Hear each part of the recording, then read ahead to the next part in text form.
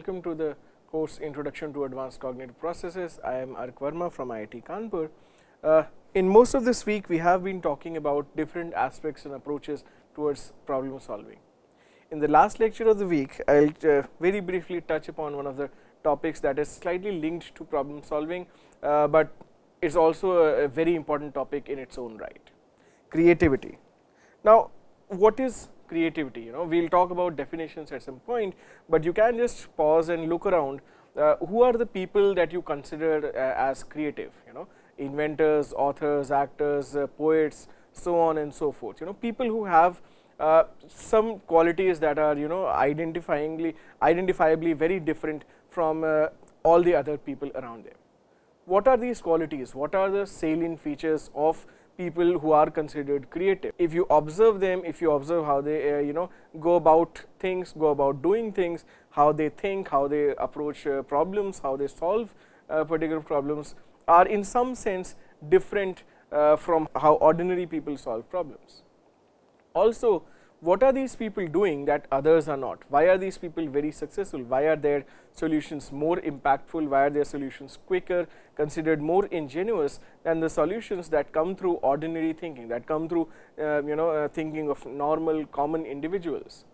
So, some of these questions you can ask yourself. I will very briefly touch, or I will very briefly kind of circle around these questions, and let us we will talk about how creativity is a very important cognitive activity. Now, to talk about definitions, there is almost no standardized definition of creativity, and the theoretical approaches taken to study it are very diverse. There is almost no agreement on what creativity actually is, and there is almost no agreement on what is the best approach to study creativity. Different people have defined creativity in different ways, different people adopt different paradigms to measure and assess creativity, and this is how the field is structured. And even though there is so much of controversy, even though there is so much of agreement, disagreement, discussion and debate about what is creative, what is not, who is creative, who is not, what does it constitute being creative, the topic is very popular. There are multiple books written, there are multiple papers published on the topic of creativity. Even in the decade of 2000s, a lot of books were published on creativity. Now, just kind of observing and examining this topic, many theorists have proposed that novelty is a very important or almost a necessary component of creativity. So, a creative person should come up with solutions that are novel and that have not been offered before. That is one way of looking at it.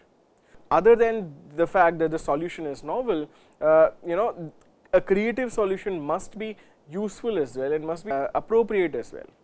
I was reading through one of these books, and a very interesting example is that if the question is how would you roast a pig, Charles Lamb in the 19th century observes that one of the ways to roast a pig would be to put the pig in the house and burn down the house. That is also a way to roast the pig, but is it a useful solution? Is it an appropriate solution? So, even novel solutions should be qualified with other criteria like these, and only then you can actually definitively say that this is a creative solution. Also, there is disagreement amongst psychologists about the characteristics of creative thinking. For example, whether it arises out of ordinary thinking, methodical, step by step kind of thinking that we have been seeing in the past couple of weeks, or it involves some kind of extraordinary way of thinking of solutions, extraordinary way of concocting solutions out of thin air. How do creative people think? What are their ways, or what are their methods of churning up solutions? So, there is a lot of debate there as well. I will just briefly touch upon two approaches. One of the approaches was put forward by Guilford back in the 1960s, and Guilford proposed that creativity should be measured in terms of divergent production. How many different solutions, how many different responses can one give to each test item? So, it has been proposed that creativity requires divergent thinking rather than coming up with just one single best answer. You should be able to flexibly think of so many different kinds of responses to whatever test item, whatever question is posed in front of you.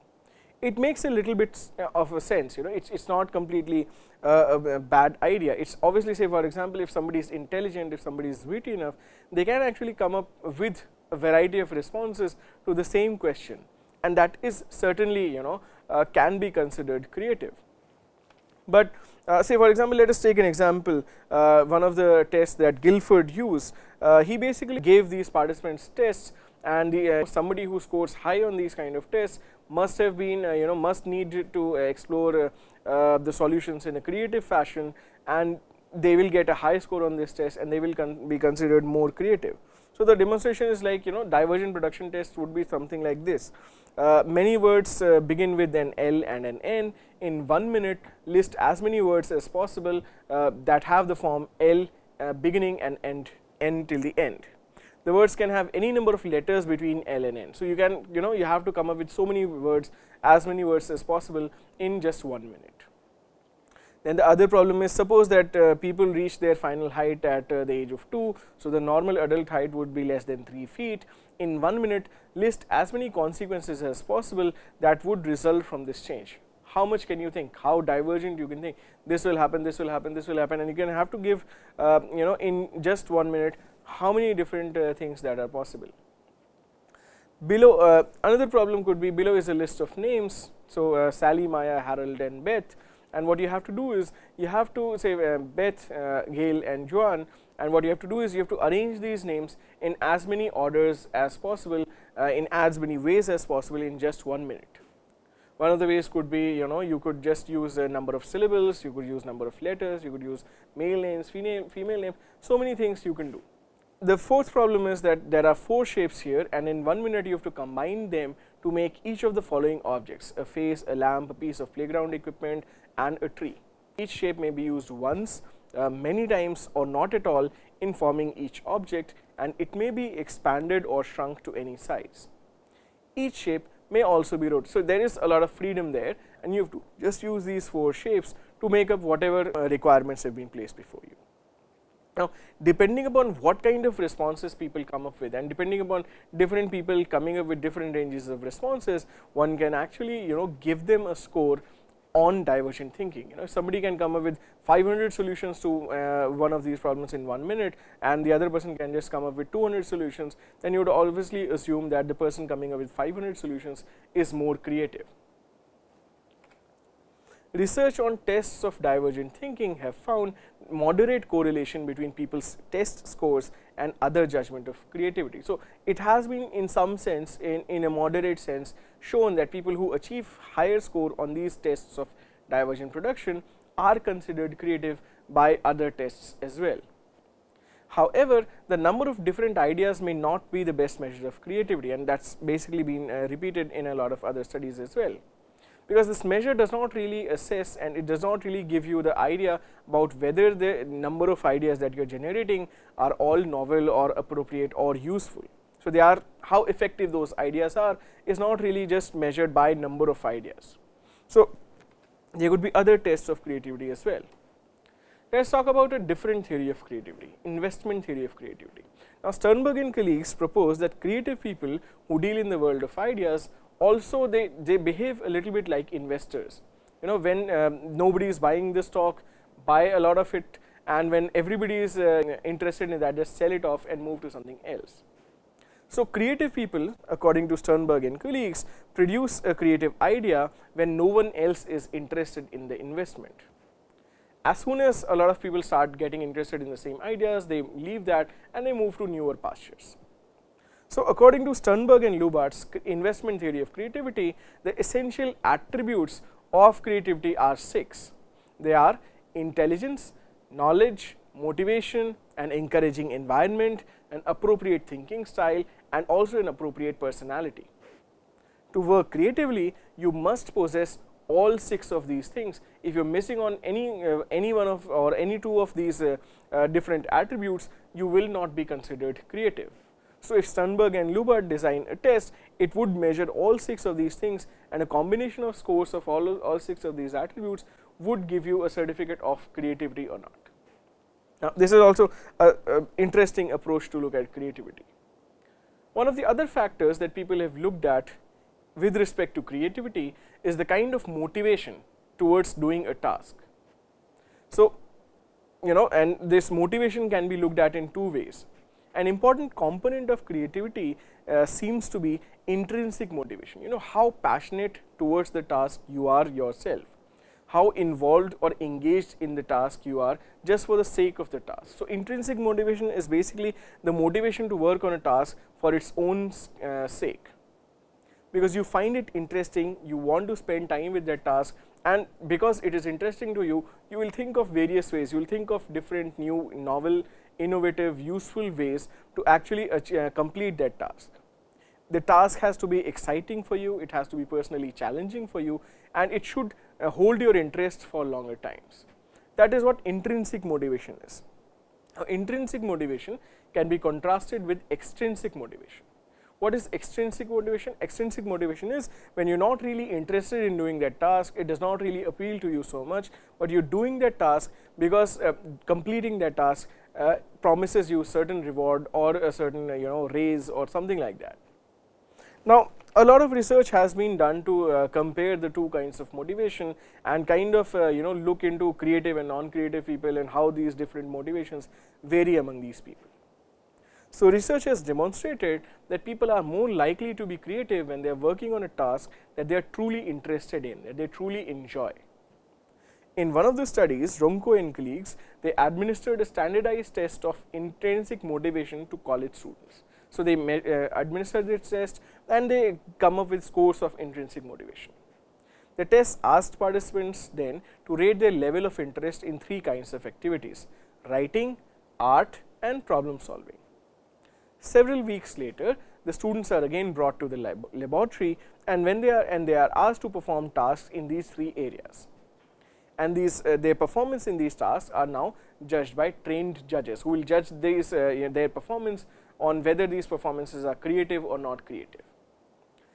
The results showed that the students with high intrinsic motivation scores on the test, suppose in high intrinsic motivation in art or high intrinsic motivation in writing or high intrinsic motivation in problem solving, were more likely to produce a creative project.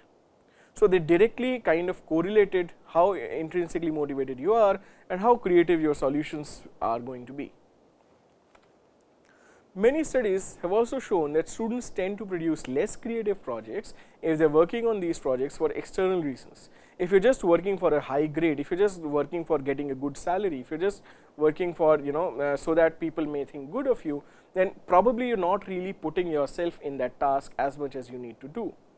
You might not excel in that task, you might not be able to be creative with that task. So, when people view a task as just being a means of earning a reward or a good grade or a positive evaluation, their extrinsic motivation is higher, and that kind of lowers down the intrinsic motivation. Consequently, as a result of this trade-off, their creativity is also likely to decrease. So, in a representative study, what they did was they asked the college students to basically write creative poems, and these people were told that their poems will be judged by a group of professional poets. So, because they are kind of the motivation is, the intrinsic motivation is not there, they are basically told that these professional poets will judge you and we might give you a reward if it is just highly creative or so on and so forth. And it was found that the college students wrote less creative poems when they were told that their poems are going to be judged than otherwise. Other research in a similar area also confirms these findings. The effects usually hold for both adults and children and for both artistic creativity and verbal creativity. So, motivation is a very important factor in whether you are going to be creative with a particular project or whether you are going to be able to creative in particular task or not. So, in general, you can assume that extrinsic motivation reduces your creativity when it is controlling the limit and limiting your options. It's something very important to actually consider for both educators and employers as well, and also as well as students and workers. It's a very good idea to choose to work in an area that you intrinsically enjoy, that you intrinsically look forward to. It's a good idea doing a job that you enjoy rather than doing a high paying job which you really don't enjoy at all.